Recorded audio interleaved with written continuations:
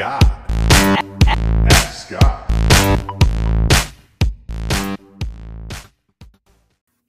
Hey, what's up, Scott? This is Amelia. I am from Argentina, but I am living in London.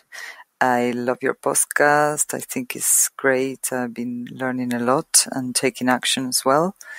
And I am in the process of placing an order. And my question is, when you ask for a supplier different questions and then they want to reply to you on your email, they obviously, the communication gets better when I do it on my email, but then I would like to place the order through Alibaba to have the same, all the assurance that Alibaba will give you.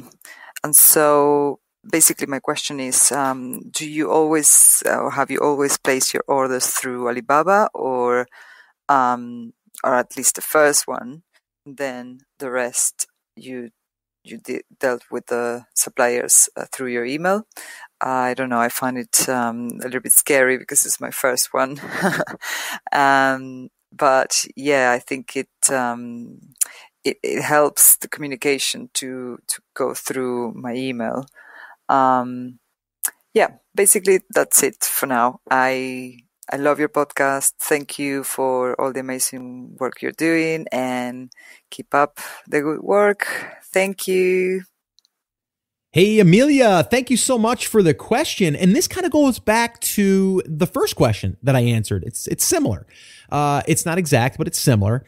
And again, whenever you think about going off of Alibaba, you run the risk of getting scammed, right? So especially, and I need to highlight this, I need to really let you guys know that you are running a risk by going off of Alibaba or one of these platforms when you decide to go and start communicating off of those platforms. Now, I'm not saying that you can't communicate with your agent or your supplier through Skype or through email. That's fine.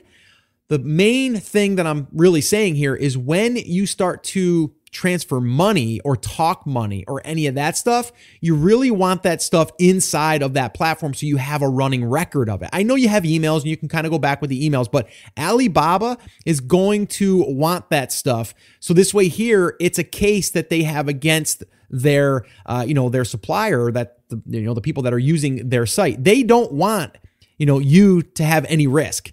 And they're doing everything they can to make it a safer environment. But once we jump out of that environment, we are at risk, right? So my advice to you, especially anyone that's brand new, stay inside the platform, do your communications inside the platform, and any money that you want to send, try to send it through that platform as well. And like I said, whether it's escrow or whether it's using their Alipay now, you want to make sure that you keep things inside of there to protect you at least the best way possible right now. So that's what I would recommend to you. Again, anyone that is brand new. Also, I'll go back to saying start small as far as like maybe do a few test orders. Make sure that you see that they are going to uphold their end of the bargain. And also you want to do a little back search. Maybe you do a little bit of research on that company that you're dealing with. And maybe you look at, again, hopefully that you're doing what I've said in the past is look at only gold suppliers, maybe gold suppliers that are at least 2 years old on Alibaba and they haven't had any complaints against them. Like those are different things that I would want to make sure, especially when you're brand new. So hopefully that's helped you. Again, take it slow at that point. And really I guess the last thing I should say here too, again, is, if your supplier that you're dealing with doesn't offer escrow or doesn't offer credit card payments or anything like that, you may need to start looking outside of that one and then finding another one.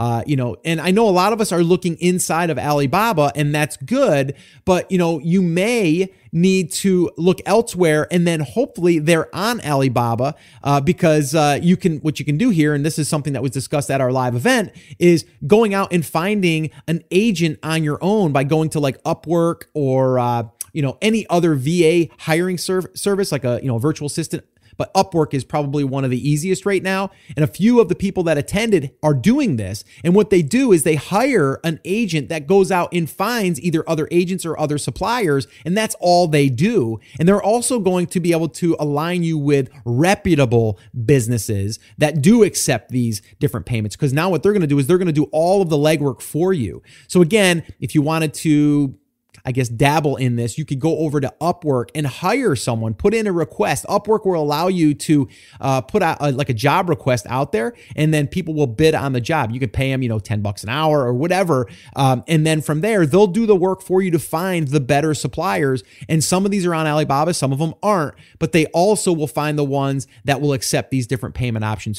Well, hey there. Thank you so much for listening to that episode of Ask Scott. Now, that was just a highlight from one of our full episodes where I generally answer 3 to 4 questions on a podcast. If you want to go back and listen to all of the past archives of not just the Ask Scott session, but all of the full episodes where I do interviews with top Amazon sellers, people starting from scratch and building a business, if you want to listen to any of those episodes, head over to theamazingseller.com and you can find all of that over there. You can also find details there on how you can ask your own question and get it aired on an upcoming Ask Scott session and possibly see it here on YouTube or just on the podcast. All right, so definitely head over to theamazingseller.com. There's tons of resources over there for you to be able to build your e-commerce and Amazon business. So definitely go check that out. Now, I just wanted to remind you one thing before I let you go. There's a lot of information out there and some of it is really, really good. What I want you to remember is you have to not just consume the information, you have to actually apply that information.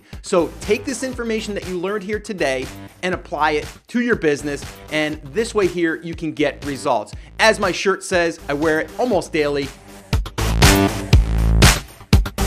Take action. We'll see you guys.